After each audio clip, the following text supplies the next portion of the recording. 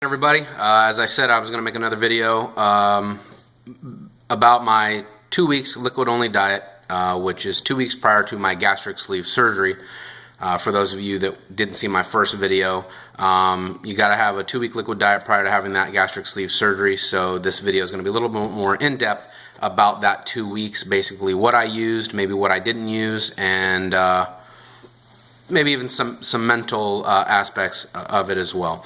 So as I said in the first video, I made a little modification to ease myself into it by replacing 1 to 2 meals a day leading up to this, so that when I got here it wasn't crazy.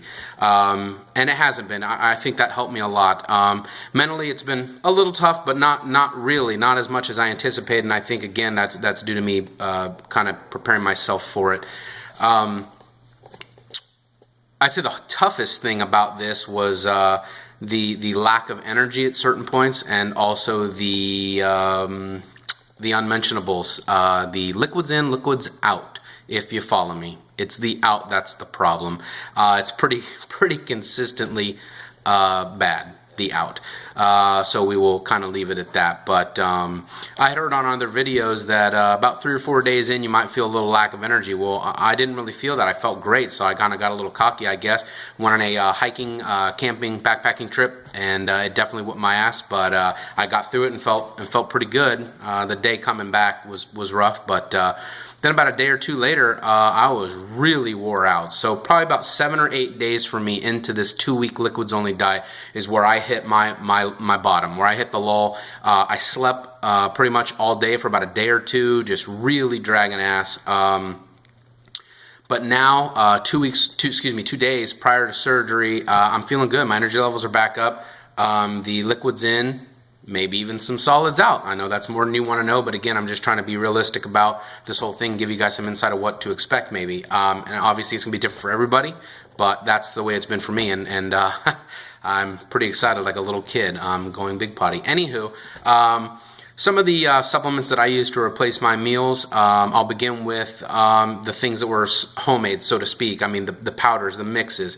I use a NutriBullet to blend my powders, which do a very good job of that. I know some of the shakers, or if you try to stir with a spoon, it doesn't dissolve them, and it ends up being quite chalky. So the first thing that I've been using to make my own shakes has been this Quest protein. It's the chocolate milkshake flavor. Pretty high in protein. It's 23 grams of protein per scoop, and in that one scoop with 23 grams of protein, you're only getting 110 calories. You can read a little bit more about these labels if you want to look them up yourself, but this is a whey-based protein. It tastes good. Certain times I would do 2 scoops, certain times I just do 1, depending on how much time I had to drink that much volume. And then also I'd add in some PB2, if you guys haven't seen that.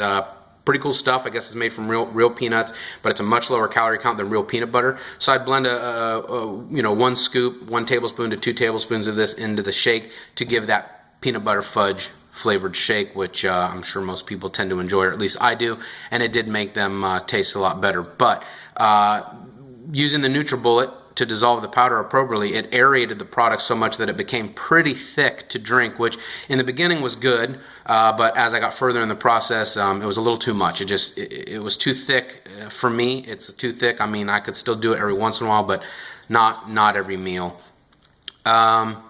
And again, if you're out and about trying to keep up with your life and do everyday things, time matters, and sometimes you don't have so long to sit and drink one of these shakes. Another thing I realized is kind of, you take your time drinking it, which of course you're supposed to be doing already with eating food, but when you hit your stomach with these proteins, high proteins, and you drink them fast, I think that really causes an upset stomach. So if you really just take your time, again, as you're supposed to be doing already, it definitely helps with that.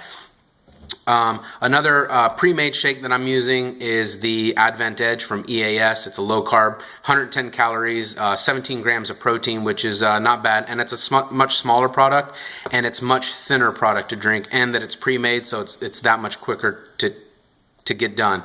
A little bit larger shake is the EAS Mileplex, another good tasting shake.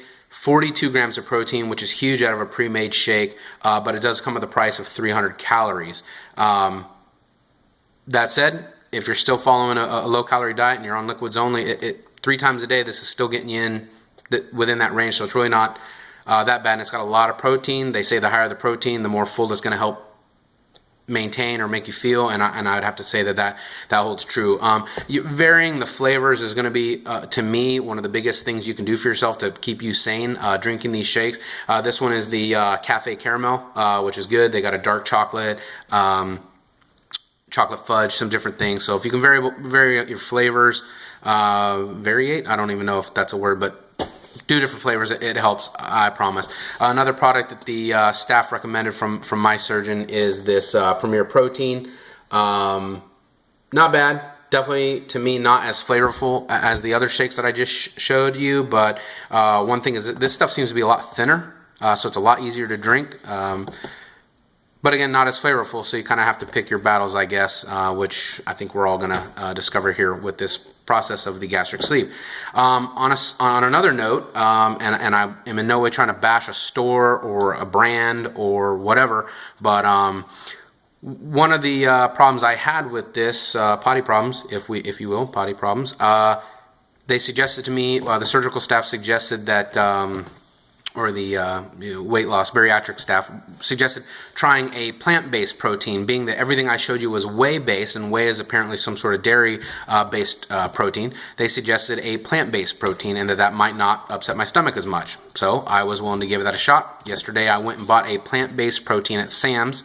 It's called 100% plant-based protein from Purely Inspired. Although I will say I was purely inspired not to use this product. When I opened the lid and smelled the product, I could tell right off the bat that it wasn't going to be something I was going to like. So I went ahead and made a shake anyways and drank the whole thing, and was again purely inspired never to use this product again. So I've got a large $20 container if that I will never use. Anybody's welcome to it, because I will never use it again. So again, I'm not meaning to bash a store or a company, but in my personal experience, this was a terrible tasting product, and I won't be using it again. But I tried, and I don't know if it didn't upset my stomach, that's for sure, but I only gave it one chance, and I'm not going to give it another. So there's just a few little things that I tried or used to help me along the way. Nobody enjoys 2 weeks liquids only, I'm sure. It's not that fun, but again, I think if you keep your mind on track and look at the fact that it's a short-term goal, you have 2 weeks to get through this, and you know that good things are coming. The surgery for me is in 2 more days. I think that's the most important thing. Short-term goal, it's attainable. It's only 2 weeks. Good things are coming. I'm gonna have my surgery. Yes, I gotta go on 1 week's clear liquids after that. But again, my stomach's gonna be 80% smaller, and so it's gonna take a lot of getting used to. It's gonna take a lot of hard work, as you guys have been told, or probably heard. If not, maybe I'm the first person telling you, but this is just a tool. The gastric sleeve is just a tool. It is not an easy answer. It is not a fix to anything. It is just a tool. I plan to work my ass off and use that tool correctly. So hopefully I'll get that feeling of fullness again in my life, and really learn that fullness, and know not to push past that. It's going to take a lot less fluid and food to get me there, so which is going to help my weight loss. I don't think I mentioned in my first video, actually, after I did it 400 times, that I do have a dream goal weight, an actual end goal of 175 to 185 pounds. I don't know how realistic that is. I don't want to set myself up for failure. So realistically, anything under 200 pounds for me is going to be fantastic. I'm excited to be anywhere under 200 pounds, but my goal is to be 175, 185 pounds. We'll see, fingers crossed, we'll see where I get with that. And again, I hope any of this information I've given you is helpful. If you have any questions, reach out to me. I'll do my best to answer you guys. And again, I will try to keep uploading more videos along the way to show my progress. So like I said, 2 more days before surgery, so hopefully I can make one the morning of or the day after if I'm not in too much pain. I'm a bit of a wuss, but we'll see what happens. So again, thank you guys for watching. I appreciate it, and we'll check in with you soon. Thank you.